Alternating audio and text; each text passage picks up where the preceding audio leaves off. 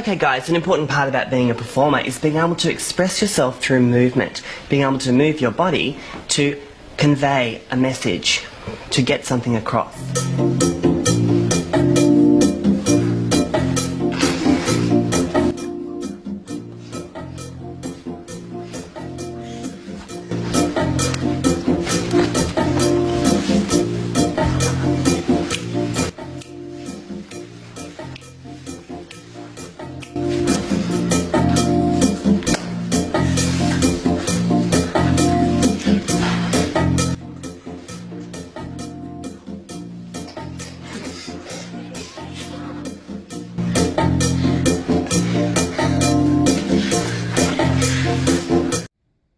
Well, there you go.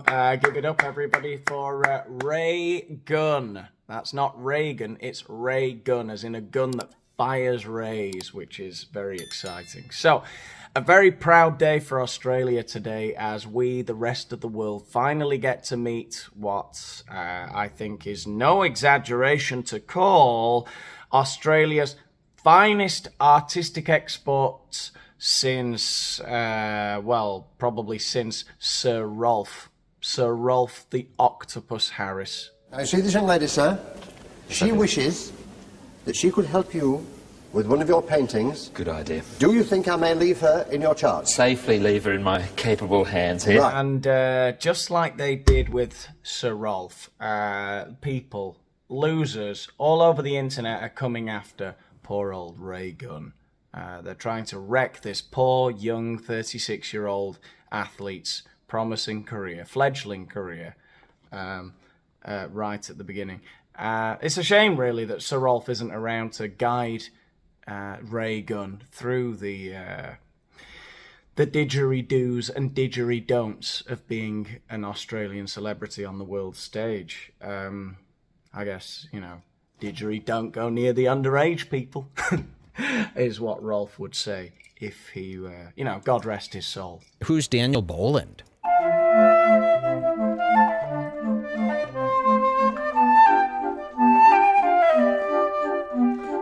Oh, Daniel Boland, this is a heavy hitter. Do you guys know who this is? So, before we get into Ray Gunn, Rachael Gunn's backstory, or should I say, black story, you know, with the breakdancing. Anyway, before we get into that, we're going to listen to the chef de mission, Australia's chef de mission, which is a term I've been hearing a lot in these Olympic Games. What is a chef de mission? Is it like a spokesperson, as far as I can tell? Let's listen to Australia's spokeswoman responding to all of the nasty vitriol. Oh, I hate vitriol. I haven't spoken to Rachael yet, but what I can say is that I love Rachael. Well, that's reassuring. I bet that was comforting to Rachael Gunn in her hour of need as she humiliated herself in front of thousands of people live. All the ethnic judges there, like, look at that. She... ain't no way. All of that's going on. All of the millions of people on the world stage, of course. She's gone viral for her ridiculousness. And all the chef de mission for Australia can say is, I love Rachael. I love Rachael. And I think that what has occurred on social media with trolls and keyboard warriors and taking those comments and giving them airtime has been really disappointing. Well, chef de mission, I don't think you're going to like some of the things that I say later on in this video. But just on a serious note, even though I don't like to get serious on this channel, it really does bother me when people talk so heavily about online trolls and keyboard warriors and stuff. Basically, they're saying, don't ever laugh. No matter how funny anything is, no matter how much a woman looks like she's spazzing out on a stage in front of millions of people who are watching her, as ridiculous as you think that is, you're wrong, okay? You can't laugh at that. It's evil. You're despicable for doing that. And I really hate that attitude. We should just... I don't know, come out in defense of your athlete.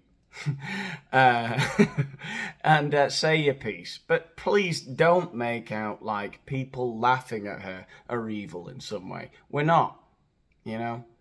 It really is getting out of control again lately. With this whole, every time anyone says anything online, it's evil. It's inciting riots.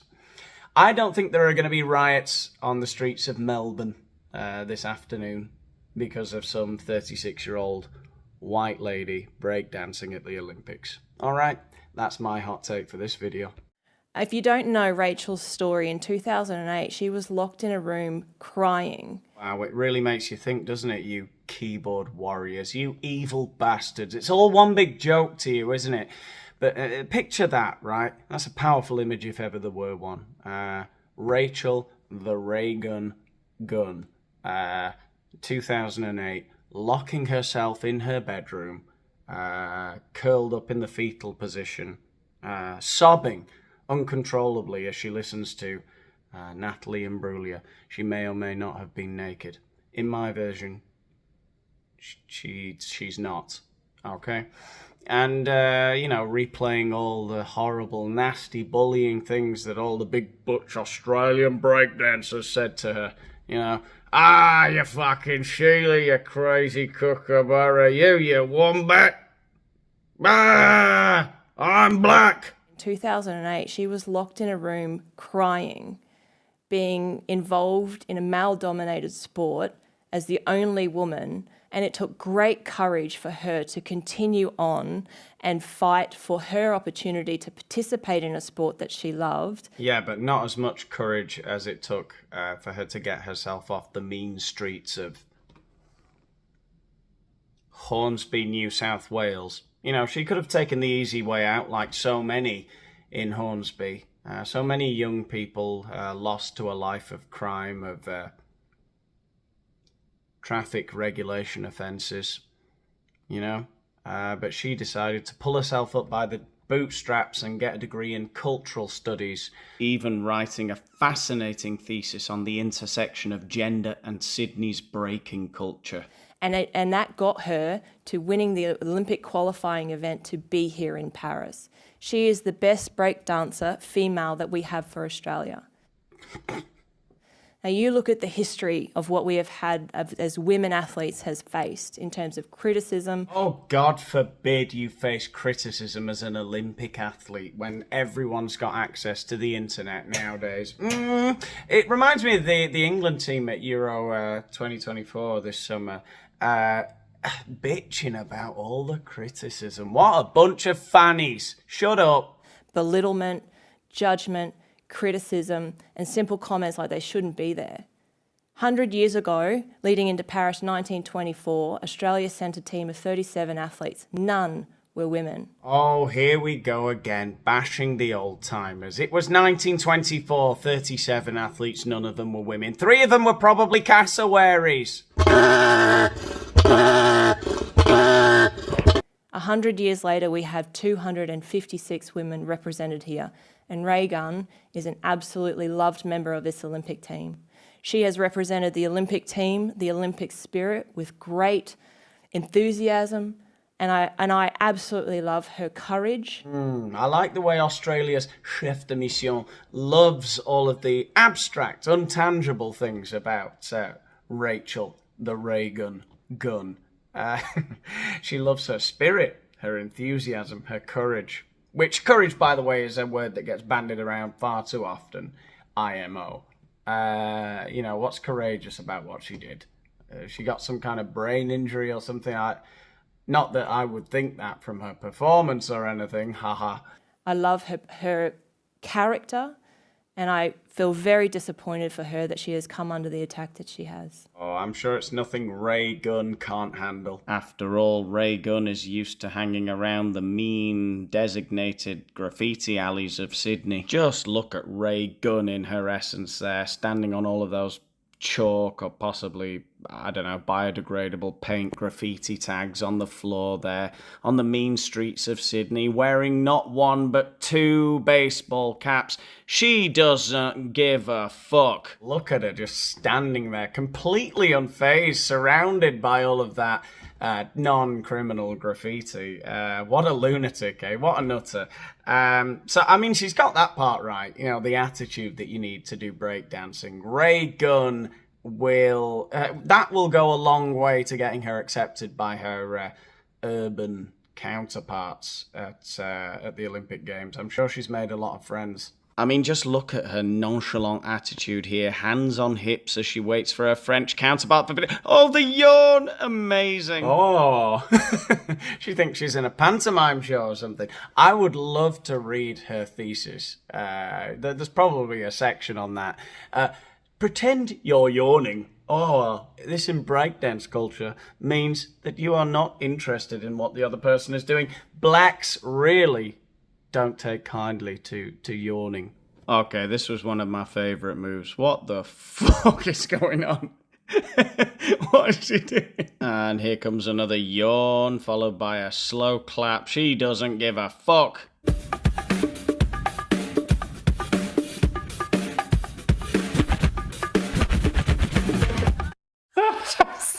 She is the best breakdancer female that we have for Australia. Crying over the patriarchy's hold on breakdancing. Imagine that. What a time to be alive. All right, Rita, chill out with my catchphrase there. But anyway, I think that's about all I've got to say about this today.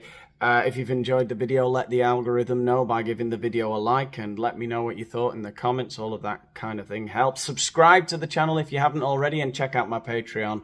The link is in the description if you want to help out with the channel even further and get access to some extra content. We've got new video coming out very soon on there. And if not, well, I'll see you in the next one on here. Thanks for watching. But sometimes people do things to one another which don't make them feel good. Now, you know the sort of touch that makes you feel good? It's a yes feeling. It feels really good. And other touches give you a no feeling. It's like, no, I don't know why I don't like that, but I'm not too sure about that at all. I don't want that to keep going. I want that to stop. That's a no feeling. Just because he's a grown-up does not mean that you have to do what he says. You could say, go away, please. You know, some people, especially grown-ups, they just don't listen. They don't pay any attention to you, don't take any notice unless you actually come out and say, no, please stop.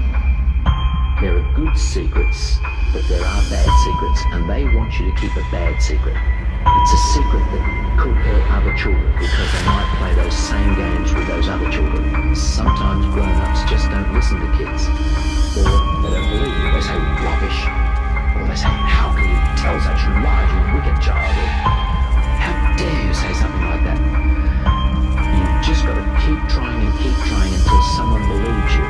You could always take your dolly and you could use that to point out to your mummy where you were actually touched, where you didn't want to be touched. Or you could draw a picture and you could point out on the picture where you were touched.